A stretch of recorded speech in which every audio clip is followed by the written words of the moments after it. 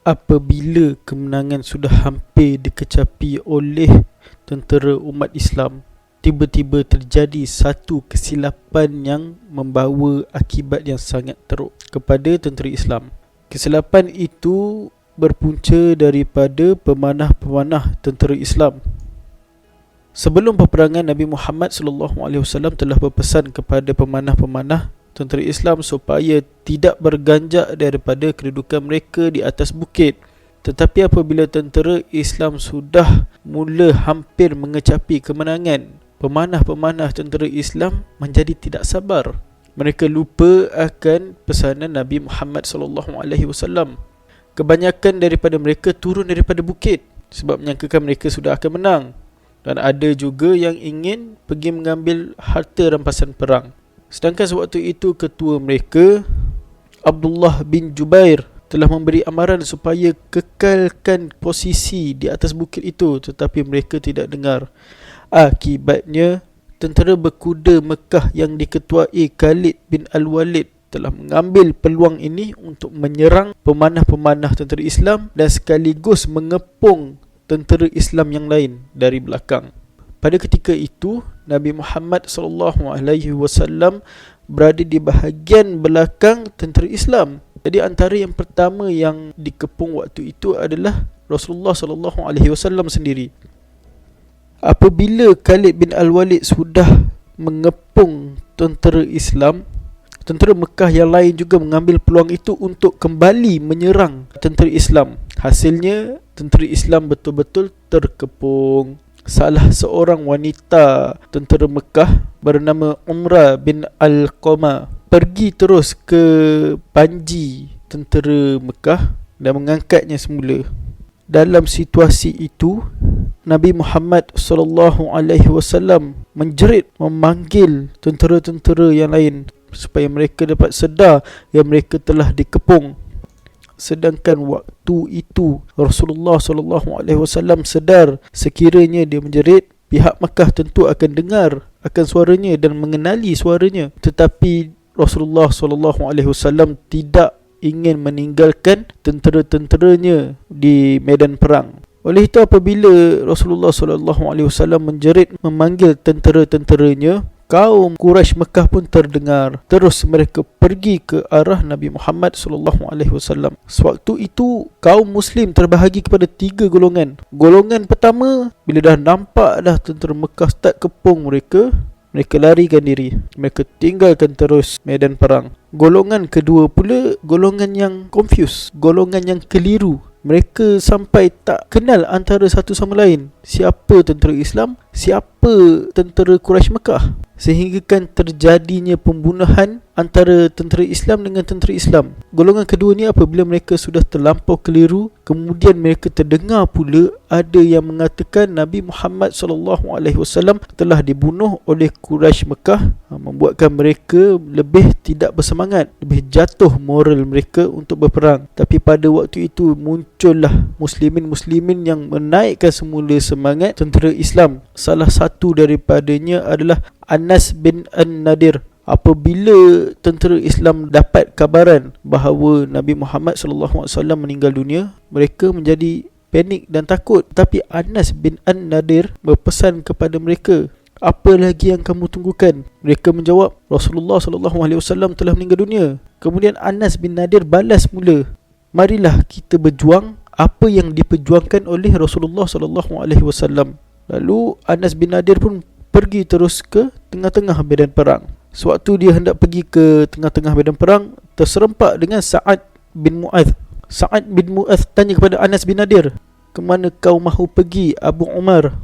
Anas membalas, aku sudah dapat bau harumnya syurga di Uhud ini. Kemudian dia terus pergi berlawan sehingga syahid. Betapa teruknya kecederaan yang dialami oleh Anas bin Nadir, tak ada seorang pun yang mengenali jenazah beliau melainkan ahli keluarganya sendiri. Itu pun melalui satu jari, hujung jari, bukan jari, hujung jari. Kemudian ada lagi muslimin bernama Thabit bin Ad-Dahdah. Dia menyeru kepada golongan Ansar. Dia berkata, wahai golongan Ansar, sekiranya Rasulullah SAW terbunuh, Allah itu maha kekal dan dia tidak akan mati. berlawanlah untuk iman kita. Allah akan tolong kamu dan kamu akan berjaya. Golongan Ansar ikut dia untuk berlawan dan akhirnya mereka semua syahid. Dan golongan ketiga yang muncul apabila Nabi Muhammad SAW memanggil tentera Islam apabila Khalid Al-Walid menyerang mereka, mengepung mereka. Golongan ketiganya ialah golongan yang mempertahankan Rasulullah SAW. Mereka ini membuat bulatan dan membantu Rasulullah SAW ke atas Gunung Uhud di tempat yang lebih selamat. Pada mulanya sekeliling Rasulullah SAW cuma ada 9 orang sahaja, iaitu 7 golongan Ansar dan 2 orang Muhajirin. Daripada 7 golongan Ansar, semuanya syahid. Tinggallah 2 orang sahaja. 2 orang itu adalah Talha bin Ubaidullah dan Sa'ad bin Abi Waqqas. Dilindungi oleh hanya 2 orang Muhajirin. Nabi Muhammad SAW menerima kecederaan yang teruk apabila tentera-tentera Mekah menyerang baginda SAW. Gigi baginda SAW patah, bibirnya luka, kepalanya berdarah akibat serangan-serangan tentera Mekah. Walaupun diserang sehingga sedemikian rupa, Nabi Muhammad SAW tetap berkata, "Ya Allah, maafkanlah orangku kerana mereka tidak tahu, kerana mereka jahil." Dalam usaha mempertahankan Rasulullah SAW, Talha bin Ubaidullah mengalami kecederaan yang teruk. Ada yang mengatakan dia mengalami 39 ataupun 35 luka dan jarinya lumpuh. Ada yang mengatakan tangannya lumpuh kerana dirinya cuba mempertahankan Rasulullah SAW.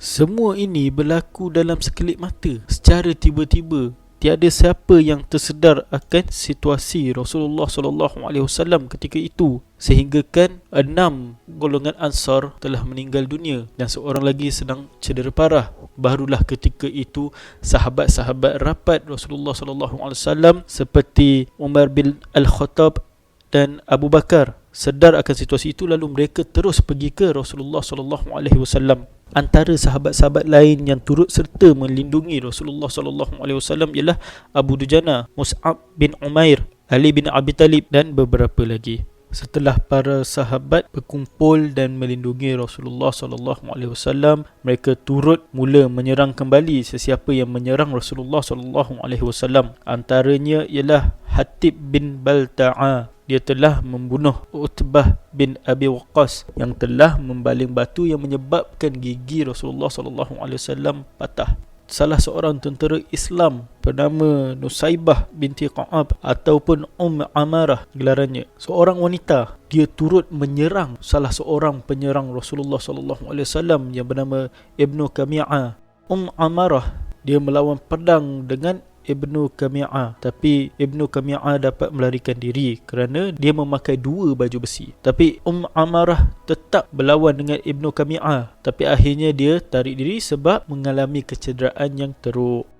Mus'ab bin Umair pula, dia membantu mempertahankan Rasulullah SAW sambil memegang panji di tangan kanannya. Dalam proses berlawan, tangan kanannya dipotong, terputus. Jadi dia menggunakan tangan kirinya pula untuk memegang panji, sampailah tangan kiri itu pun putus. Apabila dua-dua tangannya sudah putus, panji itu terjatuh ke dada dan lehernya. Panji itu kekal berdiri hanya dengan menggunakan leher dan dada Mus'ab bin Umair. Dan akhirnya Ibnu Qami'ah membunuh dia. Tetapi Ibnu Qami'ah salah sangka. Dia ingat dia telah membunuh Nabi Muhammad SAW kerana muka Mus'ab bin Umair agak serupa dengan muka Nabi Muhammad SAW. Dan ketika itulah Ibnu Qami'ah jerit Muhammad telah dibunuh. Dan dengan jeritan itulah munculnya golongan kedua yang telah dibincangkan tadi. Dan dalam keadaan dipertahankan oleh para sahabat Nabi Muhammad SAW menuju ke arah tentera Islam yang sedang dikepung. Dan yang pertama sekali nampak kelibat Rasulullah SAW ialah Ka'ab bin Malik. Apabila Ka'ab bin Malik ternampak Rasulullah SAW, Ka'ab bin Malik pun menjerit, "Wahai muslimin, jangan gusar, Rasulullah SAW telah ada di sini." Maksudnya Rasulullah SAW belum lagi wafat. Tetapi Rasulullah SAW menghalang Ka'ab bin Malik daripada terus menjerit kerana risau akan kedudukannya terdedah dan pihak Quraisy Mekah akan tahu di mana kedudukan Rasulullah SAW. Tapi hasil daripada jeritan Ka'ab bin Malik, lebih kurang 30 orang lagi sahabat terdengar dan ternampak Rasulullah SAW. Dengan itu Rasulullah SAW membuat satu rancangan untuk tarik diri ke arah kaki gunung yang terdekat. Hasil daripada perancangan itu, tentera-tentera Mekah tidak dapat mengikuti mereka. Apabila Rasulullah SAW dan para sahabat telah sampai di tempat yang selamat, pihak Quraisy Mekah, mereka telah yakin bahawa mereka telah membunuh Rasulullah SAW. Jadi mereka pun berpatah balik ke kemah mereka. Tetapi terdapat beberapa orang Quraisy Mekah yang terlibat dengan perkara yang amat keji. Mereka memotong telinga, hidung, kemaluan para syahid.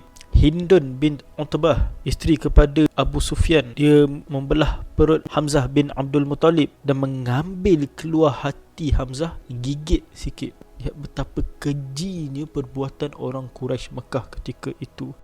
Setelah itu, tentera Quraisy Mekah mula mempersiapkan diri mereka untuk berangkat pulang ke Mekah. Setelah siap segala persiapan, Abu Sufyan pergi ke Gunung Uhud lagi sekali dan berkata, "Adakah Muhammad bersama kamu?" Tiada siapa yang jawab. "Adakah Abu Bakar bersama kamu?" Tiada siapa yang jawab juga. Yang terakhir dia berkata, "Adakah Umar bin Al-Khattab bersama kamu?" Tak ada siapa yang jawab juga. Sebab apa? Sebab Nabi Muhammad SAW telah melarang mereka daripada menjawab pertanyaan Abu Sufyan itu. Tapi Umar tak dapat nak tahan diri dia daripada menjawab. Jadi Umar bin Al-Khattab menjawab kepada Abu Sufyan, "Wahai musuh Allah, nama-nama yang kamu sebut tadi, mereka masih hidup." Lepas tu Abu Sufyan cakap, "Perbuatan keji yang telah dilakukan oleh tentera Quraisy Mekah bukanlah sesuatu yang aku arahkan, tapi tidaklah pula aku tidak selesa dengan perbuatan mereka." Begitu Abu Sufyan jawab. Selepas itu Abu Sufyan menjerit, "Hubal yang agung." Hubal ni adalah salah satu berhala orang Quraisy Mekah. Kemudian Nabi Muhammad SAW bertanya kepada para sahabat, "Kenapa kamu tidak menjawab?" Para sahabat tanya balik, "Apa yang kami patut jawab?" Nabi Muhammad SAW kata, "Katakanlah Allah itu lebih agung." Kemudian Abu Sufyan berkata, "Al-Uzza adalah milik kami, kamu tak ada Al-Uzza." Al-Uzza pun salah satu daripada berhala orang Quraisy Mekah. Kemudian Nabi Muhammad SAW lagi sekali bertanya kepada para sahabat, "Kenapa kamu tidak menjawab?" Para sahabat tanya, "Apa yang patut kami jawab?" Nabi Muhammad SAW berkata, "Allah adalah pelindung kami dan kamu tiada pelindung." Kemudian Abu Sufyan berkata, "Hari ini adalah pembalasan dendam kami terhadap apa yang terjadi pada perang Badar dan kami berjaya." Umar Al-Khattab membalas, "Tidak, mereka tidak sama. Para muslimin yang terbunuh berada di syurga dan orang kamu yang terbunuh berada di neraka." Kemudian Abu Sufyan berkata, "Umar, kemari." Rasulullah SAW pun berkata kepada Umar, "Pergi dan lihat apa yang dia mahu." Umar pun pergi. Abu Sufyan tanya kepada dia, "Katakanlah kepada aku, Umar, adakah kami telah membunuh Muhammad?" Umar berkata, "Tidak, kamu tidak membunuh Nabi Muhammad SAW dan sekarang Nabi Muhammad SAW sedang mendengar kata-katamu." Abu Sufyan pun balas semula kepada Umar, "Bagi aku, engkau lebih jujur daripada Ibnu Qami'ah." Kemudian tentera Quraisy pun berangkat kembali ke Mekah. Setelah Ali bin Abi Talib telah memastikan tentera Quraisy Mekah kembali ke Mekah dan bukan ke Madinah, tentera-tentera Islam pun pergi kembali ke medan perang untuk melihat mereka yang syahid. Setelah mereka yang syahid itu dikumpulkan, mereka pun dikebumikan.